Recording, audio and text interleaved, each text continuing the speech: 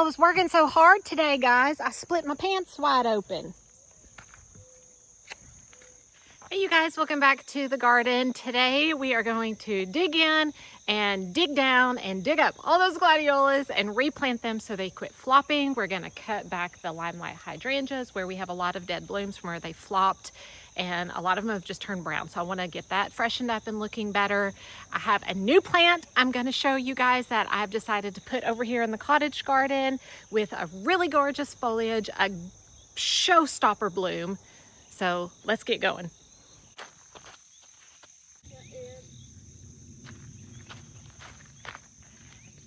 All right, you guys, check out this gorgeous, gorgeous flower. This will be my very first hardy hibiscus in the garden, and I couldn't pass it up.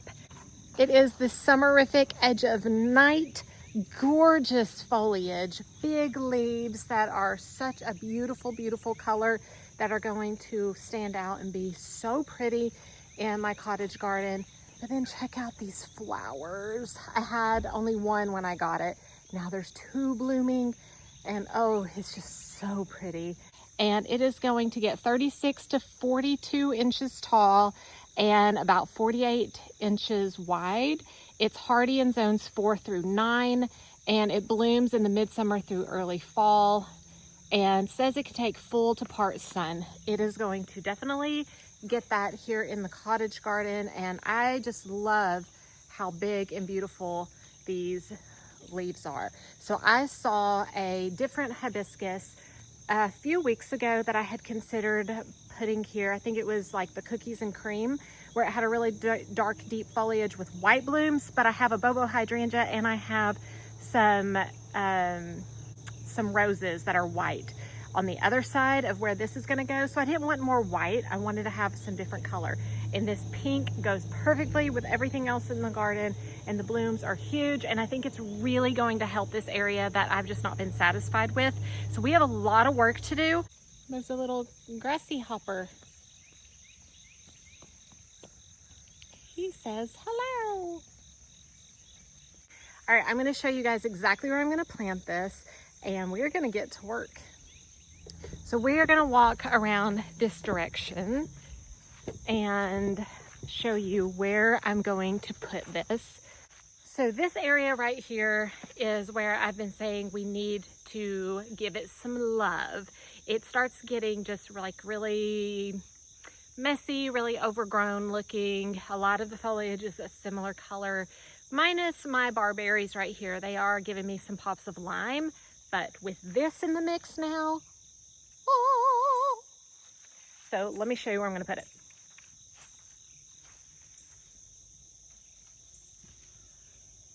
So you can barely see it because it's just a little baby. But look at it right here. It is going to be beautiful. It's going to be so pretty. It's going to get really big and stand out. And then my gladiolus back in here is what we're going to dig up and replant.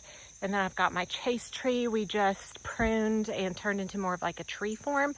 I do need to get in here and cut off all of the old blooms, but I was just focused on getting it limbed up at this point. So I haven't done that yet, but so this whole flower bed I really want to work on. I have pulled out all of like the cosmos and things that I had in here that I wasn't happy with, but things are just kind of bleh. I did cut back my speedwell that was in here. I want to move this dahlia plant that has come back the past couple of years. And this is the rose that I have. All the blooms are gone, so I need to cut it back. But this is my Sunjoy barberry. Now this one is getting like really wide, and it's not supposed to do that. So I love it, but it's coming into my pathway, and they have thorns, so that's not ideal. So I've kind of got to figure out what I'm going to do about this one right here. I wish that it would just perform the way it was supposed to, and we wouldn't have to worry about this. But we also have some vinca that has self-seeded and come back right here, which is beautiful, and I'm gonna leave that. But then we have all of this. It's a type of yarrow that kind of looks like a baby's breath type yarrow, and it is just growing in and looking crazy and flopping. I literally ripped all of this out just recently, and it is growing back. And it looks okay right now because it's just like, you know, new growth coming up, but it gets real spindly and just not attractive, and then it ends up covering my pathway. So you can see my pathway is looking just very unkept. I've got another vinca right here. I've got my Bobo hydrangea right here. The kitty cat right here. And then guess what else I have out here? This little sweet schmucka right here. She is ready to get to work. Oh!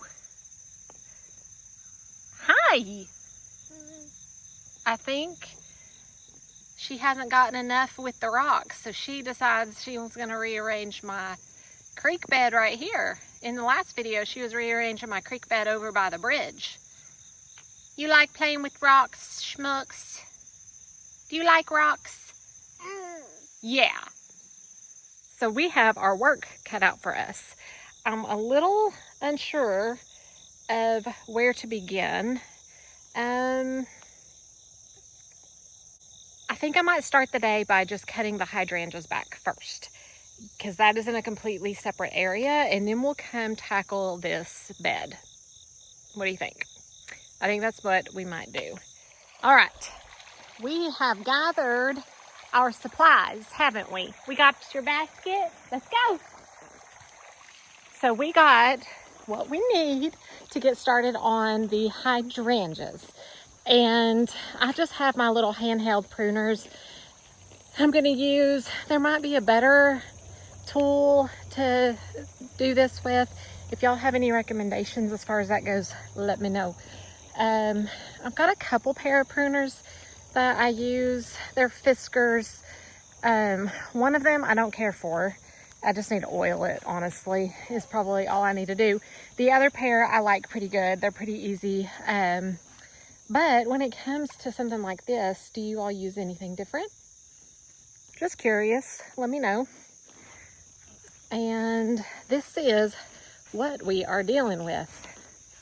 So look at my poor hydrangea hedge. We have had insane amounts of rain. So it is ultra floppy, and see all those brown ones in there? That's what we're gonna get rid of today so it doesn't look quite so bad. And maybe it'll pop up with some new growth and give us some pretty flowers again. I don't know. I'm not cutting them all back because I do want to use these in some flower arrangements if they stay decent enough. It's just that all this rain is just making them gross. So I'm going to get busy and we're going to do this fast.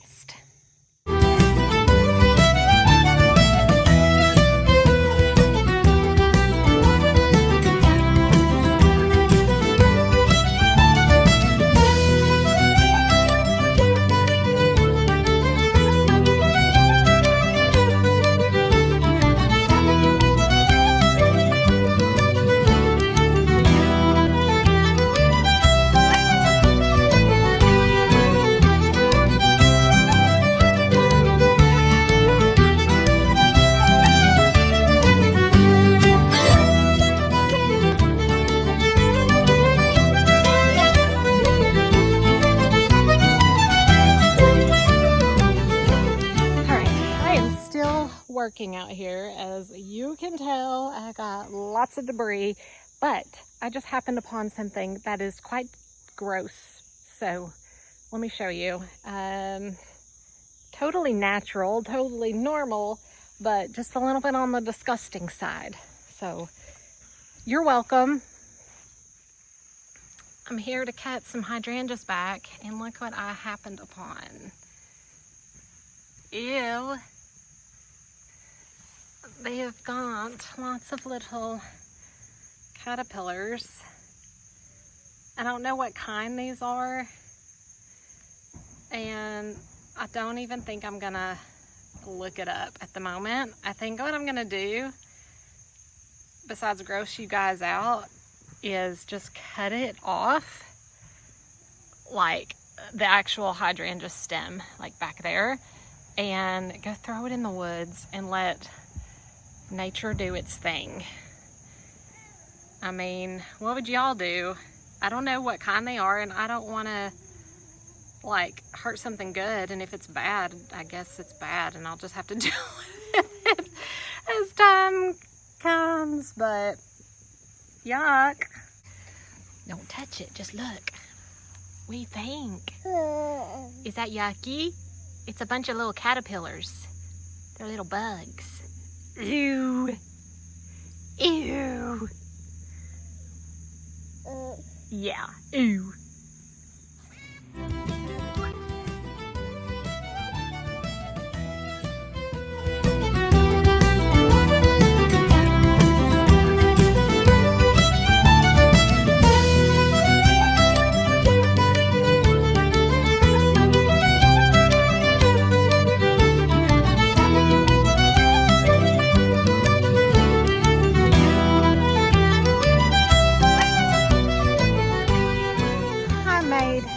Ginormous mess. Normally, you're only supposed to have to prune Limelight hydrangeas one time a year. Normally, they are very low maintenance. However, because we have had so much rain and flooding, the hydrangeas are just, they were in need of some love, of some help. I could have left them and they would have been fine. They just weren't looking their best. And I want them to look their best for the rest of the season. So I'm gonna come through here, I'm gonna clean all this mess up. And I think they look quite a bit better. And the more mature my hydrangeas get, the better they are gonna do. They're only 3 years old. These blooms are ginormous. They're heavy when they get wet, and so they fall down. And that's okay. It's going to get better. It's going to get stronger. I think one thing I am going to do that I haven't done in the past, now that I'm seeing kind of the way they grow and the way they flop, is I'm going to try and make sure that I get all of the lower stems that are skinnier than the main limbs. I'm going to cut those out so I don't have all these like little baby shoots and all these little baby weak stringy limbs holding these gigantic blooms, because a lot of those are the ones that I just had to cut back, and that's not necessary. Another thing I could do is just to kind of keep these limbed up a little bit, almost like a tree form, but maybe not necessarily a tree form. That way when they do start tipping, they're not touching the ground. They just kind of hover over the ground. That would help. I do have some tree form hydrangeas, and they have all also started flopping over, but because they're tree form, they don't touch the ground, which is wonderful. So I don't necessarily want my hedge to all be like this tree form. This has a very long trunk before the blooms.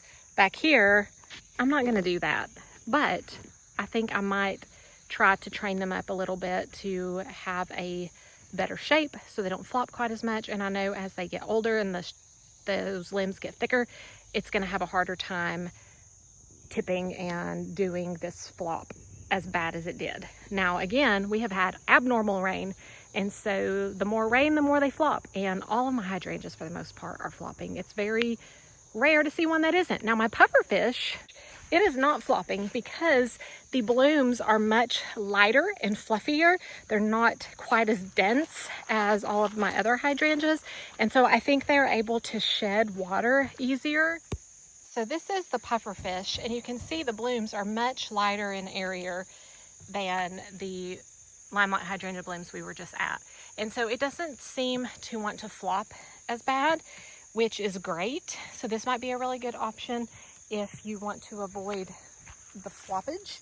Now there are some other varieties that are newer that are supposed to be stronger stems and anti-flop and all of that. I don't necessarily have those in my garden, but this one is doing good. You guys, my pants just split wide open. Okay. Oh man, I loved these overalls.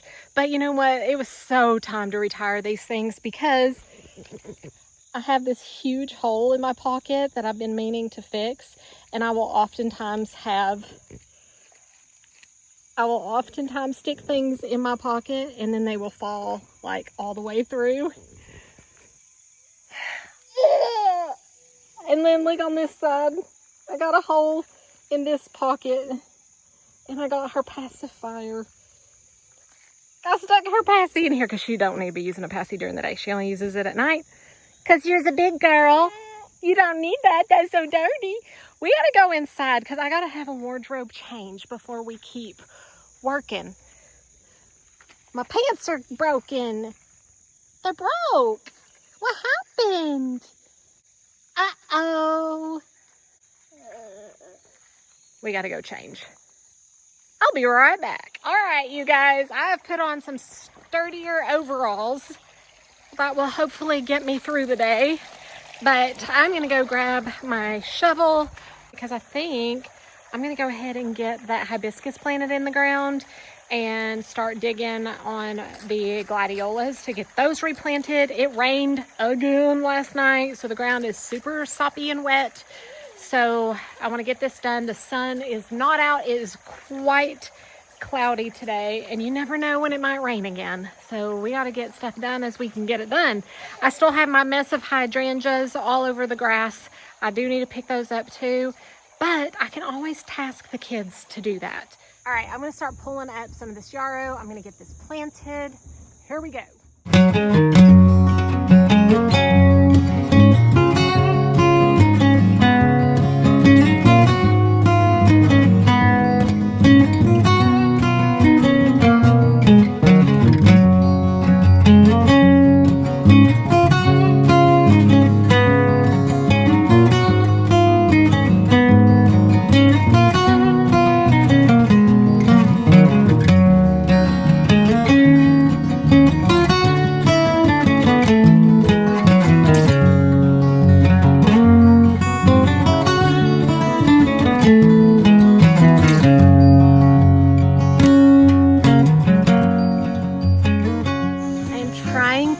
As much of this root as possible.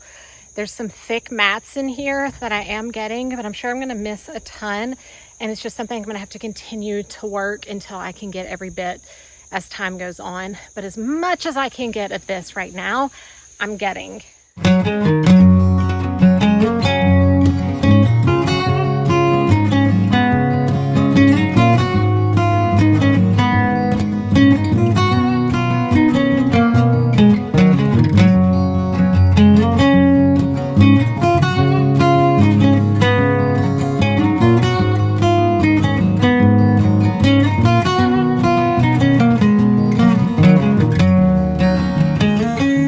Barrier, guys, more weed barrier. I'm pulling this stuff out best I can. I'm getting rid of it.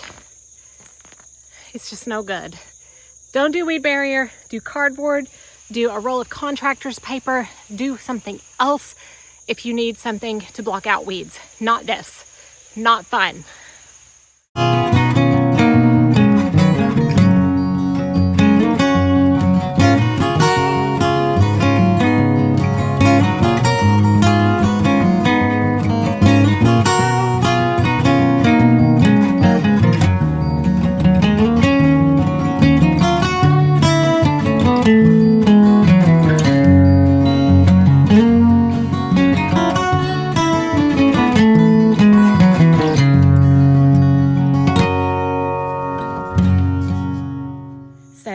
We're gonna put this in the ground. I got out the weed barrier. I've gotten down into the clay. I'm mixing some of my better topsoil in with the clay. As I was digging down and I got beyond the weed barrier into this hole better, here is my weed barrier layer, okay? So all of this soil on top is really nice, rich, black soil. This is from just the past 3 years, my mulch breaking down and giving me some really good soil. But below this layer is clay.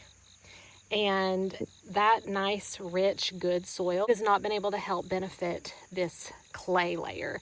So even though we've had a ton of rain, this was still a little bit difficult to get into because it's so compacted, and I'm getting like chunks like this. So without the weed barrier here, which I need to come in and even take more of this out, without the weed barrier here, this soil would be doing a whole lot better, because this really nice rich soil would be able to amend this and make this less compacted. So, wanted to show you guys that, give you the reasoning behind not doing the weed barrier. So I'm going to be able to mix all of this in now, and it's going to make it a much nicer blend, and hopefully I can continue to do that throughout the bed. Something sharp just got me. It's probably that stick. So I can hopefully get my beds healthier, getting as much of this weed barrier out as possible. So wanted to show you guys that and the difference that it makes. And as you can see, I still get lots of weeds in my garden, even with that weed barrier down. It only helped probably for that first season to like block out all the grass, because I put it directly on the grass. But after that, that mulch starts breaking down. It starts turning into dirt, into soil. Things fall into the flower bed from the wind, and things start seeding in that new dirt. And so you're not going to have like this great no weed scenario once you put that weed barrier down after like the first year, unless you're adding mulch. And so if you're going to go ahead and add mulch anyways, then don't do the weed barrier. Do something that's going to decompose, like your cardboard, like your roll of contractor's paper that we did in the kitchen garden bed over here on the hillside. Even we did it on the hillside, and it has held up extremely well with the mulch on top. That'll eventually break down, and that dirt will start getting some nutrients and some amending, and it'll be so much healthier and so much better. And so that's what you need to do here, because it's really only that first year that matters if you're trying to block out grass. And that cardboard will last long enough to handle that job, but make sure that you are mulching, because that is super, super important. So enough of that. Let's get this in the ground.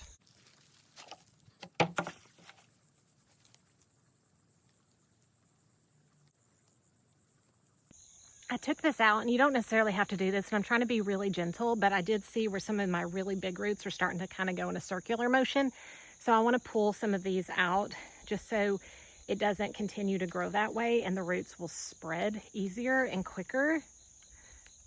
So I'm just doing a tiny bit, just trying to get a few of these loosened up. But I don't always do this. I just want, because some of the bigger ones were like that. It's not like root bound or anything, but again, just to give it a little bit of a head start to spread those roots. That's all, just a tiny bit.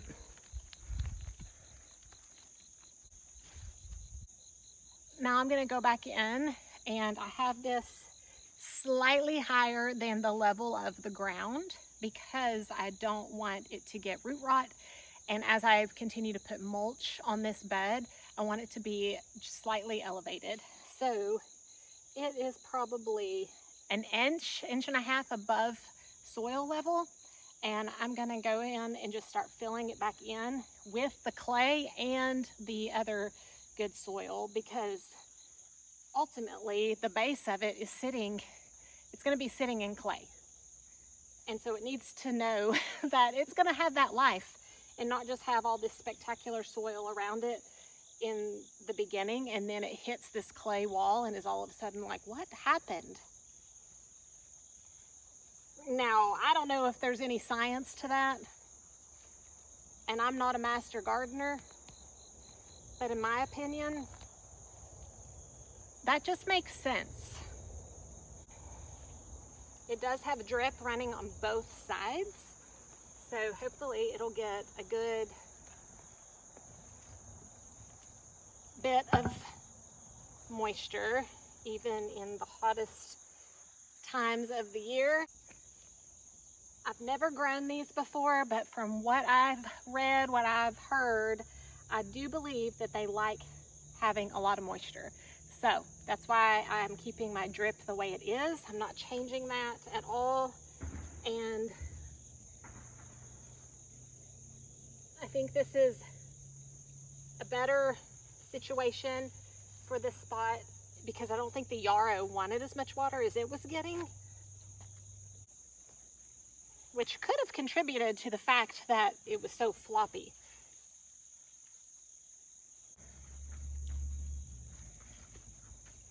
I always stomp around my plants to try and settle the dirt in as much as possible once I have it in the ground.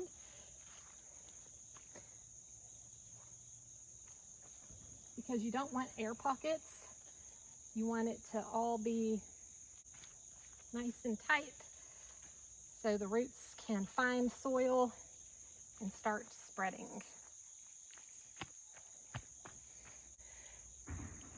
Again, I am no master gardener. I've only been gardening for 4 years, so the things that come out of my mouth, take it or leave it, do what you want with it. Hopefully the tips and tricks that I do share with you give you really great success, but if not, disclaimer, I'm not a professional. So there you go. I think I only have one more bag of mulch down here on the driveway. So I'm gonna go ahead and grab it and throw that mulch down around this area because I did remove all of that yarrow. I don't want weeds filling in the meantime, and that'll help with moisture retention and all that good stuff. I've got a mess to clean up still. All of the yarrow I threw out into the yard. I've got the weed barrier, I've got my hydrangeas, still got a lot of cleanup to do. And I haven't even gotten to my other projects yet. We're still gonna get there, hopefully. We're still gonna get here on the other side with my gladiolus. But right now, I'm gonna go grab that mulch, and that will make this spot look so much better.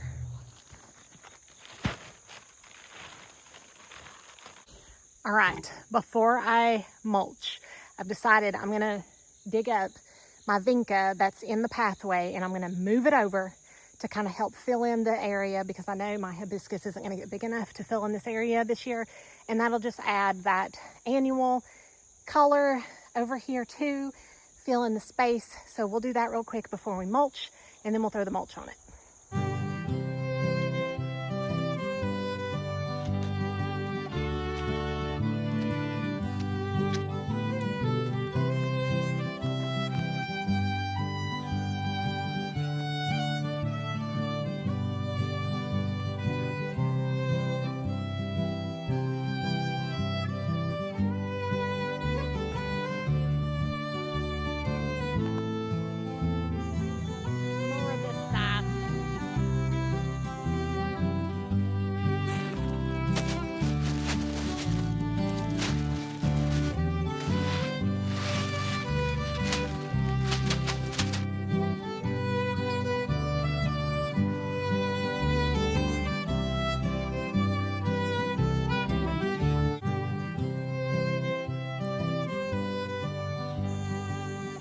Alright guys, there's one barberry, the vinca I just moved, the hibiscus I just planted out, some more vinca I just relocated from the pathway.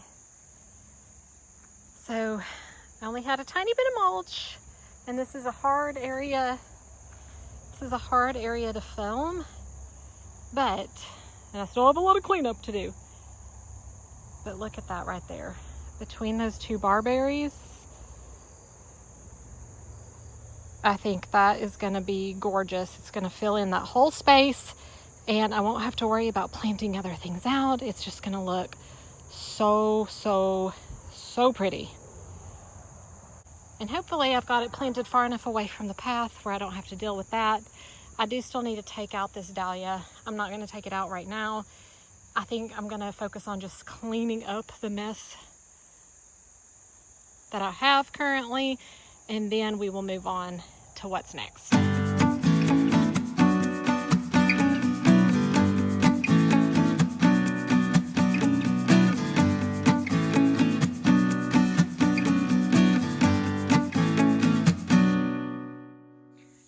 So I am very happy with the progress and the work I did on my Limelight hydrangea hedge. I think that'll take us into the fall. I'll be able to harvest a lot of those blooms. I love putting them in my Christmas tree. If you haven't done that, you've got to do that. Cut your hydrangea blooms, let them dry out, use them in your Christmas tree. It's gorgeous. All right, let me show you over here now that it's all nice and clean. All right, this is the view from this side of the yard. That's where we stuck the hibiscus. You can see it, and when that grows in, that is going to be such a gorgeous color in the garden. Such gorgeous foliage, such gorgeous flowers. Big, huge statement you're going to see when you come up the driveway. And then I've cleared out a lot of this other stuff. I still need to pick up my shovel I see over there in that pathway. But looks so much better. Let me show you from the other side. Ta-da! Instead of all of the overgrown yarrow, much nicer, cleaner looking space. I like it so much better. I've moved my vinca out of the pathway that's self-seeded right here. I need to water everything in. You guys, I've not even watered any of this, and you're supposed to water before you put mulch down, so they say, and I didn't do that. So, look at this and how beautiful it is. Let's water it in and move on.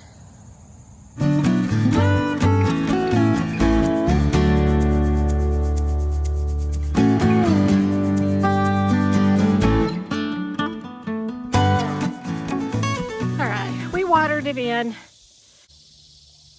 I just looked up behind my shoulder to the area that we have been working on over here, and I can see the hibiscus peeking through even on this side.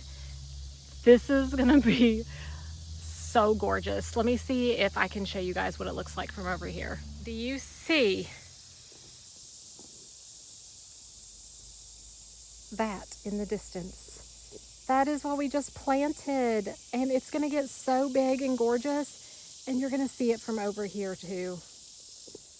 I am so excited, you guys. It's gonna be so good. I'm so excited about that because we have that flower bed looks amazing in the springtime.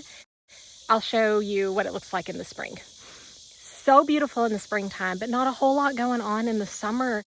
And now with that is going to be like the showstopper, gorgeous, gorgeous specimen for that side of the flower bed. Plus I have that bobo hydrangea over there, and it's going to continue to get bigger. And so it's going to turn out to be such a beautiful bed. I'm really excited about seeing all of this fill in. And if you all notice, we need to weed eat. We need to mow. My husband said he's going to come around and weed eat today. The amount of rain we've been getting, we can't keep up.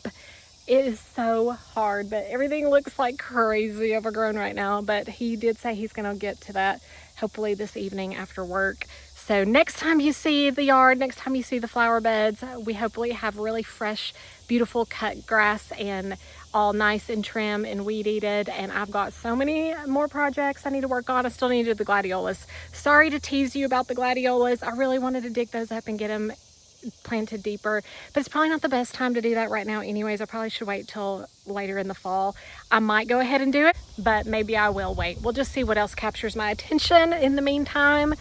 But I do have my eyeball on several other projects in this garden, in this property, on this property, but I'm done for the day. Thanks for hanging out with me, and I hope you weren't too bored being out here but it was a really beautiful morning. It has been so crazy hot, but it's going to be in the 80s for the next week or so. So hopefully I get out here a lot more. And everyone who watched the video that Doug put on for me, thank you so much for sticking with him and watching that tour, watching all of that. He was such a trooper to film that for me. He did it all by himself and went around the property. I was just busy with so many things happening with the kids, school starting back, just trying to catch up from vacation, get things done in the house, just so many things happening outside of gardening. And so life continues and the garden grows whether you are tending to it or not. Same thing with the grass, as I mentioned earlier. But thank you guys for watching that Where's Samantha video. He enjoyed being able to take you all throughout the property and show you all the different things that we have going on outside of this garden. And we're going to definitely get more of that filmed. But then also we have a really special story to share with you guys that we teased you about in the last video. He brought it up. I didn't know he was even going to bring it up, but it is a story we would love to share with you guys. So that will be a future video. So stay tuned for that. Please subscribe to the channel if you haven't already. And I will see you guys next time. Happy gardening.